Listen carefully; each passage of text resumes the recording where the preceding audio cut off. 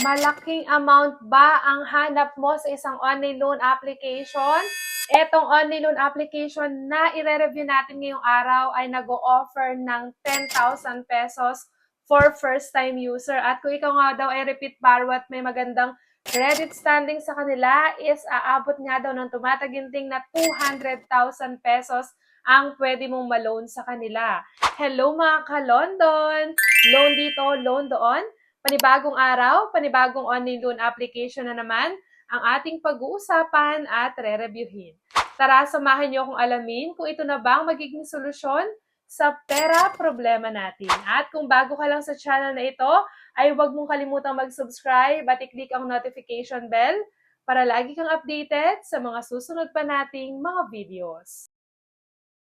Ayan nga, bagong online loan application na naman ang i-review natin ngayong araw at nag-o-offer nga ito ng up to 10,000 pesos for first-time user. At ang maganda nga din dito is mahaba daw ang kanyang loan term na abot hanggang 3 months. Ibig sabihin, hindi daw ito for 7 days lang. At dahil nga narinig ninyo na nag-o-offer ito ng mataas na credit limit for first-time user na 10,000 pesos nga daw, at ito nga ay hindi rin 7 days, kaya panigurado, marami sa inyo ang nag-iisip na at naku-curious na kung ano bang online loan application ang i-review natin ngayong araw dahil pasok yang mga yan para masabi nga natin na legit ang isang online loan application. Pero kahit nga kayo excited na, for sure gusto nang mag-download agad niyan at gusto nang i-try applyan itong online loan application na to, huwag muna, hayaan nyo munang ako muna yung mag-try para at least kung hindi man ito legit, ay hindi masayang oras mo at hindi mo na kailangang mag-apply or sumunod doon sa pagbibigay ng mga contact references na yan at ibigay ang ating personal information. And kung after nga ng video na to ay nakita mo nga na pasok yan at gusto mo talagang itry, ay nasa sayo na nga ang desisyon. Kung ipagpapatuloy mo pa rin ang application dito sa Ola na ito, ang purpose lang naman ng ating review ay bigyan kayo ng idea kung magkano ba binibigay na credit limit for first-time user at syempre, gaano ba yung mababawas dyan or yung mga fees dyan at interest and syempre yung kanyang loan term. Mas mahabang loan term, mas maganda. At bago nga tayo dumako sa ating review today, syempre ikaw ba ay madalas ma-reject sa mga online loan application na ina-applyan mo? Laging sinasabi sa'yo, huwag kang mawala ng pag-asa dahil dito sa ating channel ay namimigay tayo ng instant GCash giveaway sa maswerteng mapipili. Ano nga lang bang dapat mong gawin? I-like lang ang ating video at huwag kalimutang mag-comment sa comment section para sa tsansang manalo. Nagkakaroon ka na nga ng idea sa mga online loan application at the same time may chance ka pang manalo ng instant cash na alam kong kailangan na kailangan mo today. And balikan na nga agad natin etong review nating Ola ngayong araw. Ito ay walang iba kundi si Sapcash Loan App and Mabilis Cash. Nakasalukuyan ngayong may napakataas na ratings na 4.8 pero hindi assurance para masabi nga natin na legit ang isang online loan application. And sa mga magtatanong nga kung saan available at downloadable itong si Sapcash, ito po ay available lamang at pwede nating ma-download sa App Store. Kaya naman, mga iOS users, para sa inyo itong i-review nating Ola ngayong araw. And ito nga yung nasa ads netong si Sapcash. Nakalagay dito, bigger loans, bigger life, more time, better control, at ito nga daw ay reliable from start to finish. So sana nga is pwede nating mautangan etong si Sapcash at maganda talagang ibigay niya sa atin na credit limit at i-approve niya nga sana ang ating application. And built for speed and ease. And after nga niyan, agad ko na nga din-download etong si Sapcash at dito para tayo ay makapag-login or makapag-register pag wala pa tayong account is kailangan pa rin natin ang ating active phone number para makapag-send sila sa atin ng OTP or verification code para makapag-continue na tayo sa application. And pagka-login nga, eto na agad yung bumungad sa akin dito at makikita natin dito na 3 steps lang daw ang application natin dito kay Sapcash. Napakabilis lang yan kung 3 steps lang yan. And dito na agad tayo sa ating personal information. Kung mapapansin ninyo, meron siya ditong mga amounts sa 5,000, 10,000, 15,000, 20,000. So, habang nakakapag-upload tayo or nakakapag-sagot tayo dito sa kanyang step-by-step na application, mas tumataas kaya ang credit limit. So, makikita natin yan.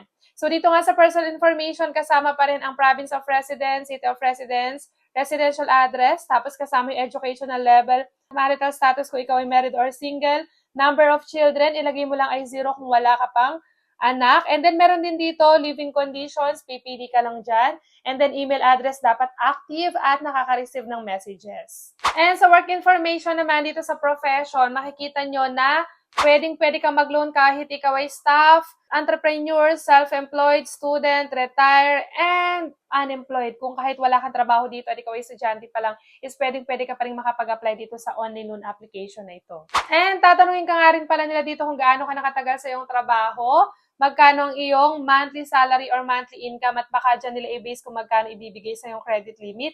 And then, may tatanong din sila sa iyo dito mga questions about sa loan mo, kung meron ka bang loan sa past few months, kung meron ka bang overdue. So, mas safe na ilagay natin dyan is no, para at least hindi maapektuhan ang approval ng ating application. And bukod nga na kahit ikaw ay estudyante lang or unemployed, dito isang valid ID nga lang din ay pwede ka nang makapag-apply. At ito nga yung mga valid ID na pwede dito. Pwede ang UMID, National ID, SSS, TIN, Passport, Driver's License, Postal ID, Voter's ID, at Health Card. Dito nga kailangan natin picturean yung harap ng ating ID at yung likod. And meron silang facial recognition or verification to check kung ikaw ba talaga yung naglo-loan or nagamit lang yung ID mo sa paglo-loan. And dito naman sa emergency contact, kailangan lang natin makapagbigay ng 3. Pero syempre, lagi nating pakaisipin kung sino ilalagay natin dyan dahil may chance at malaki ang chance. Hindi lang may chance, malaki ang chance na sila na yung susunod na tatawagan once sa due date na natin at hindi tayo makontak.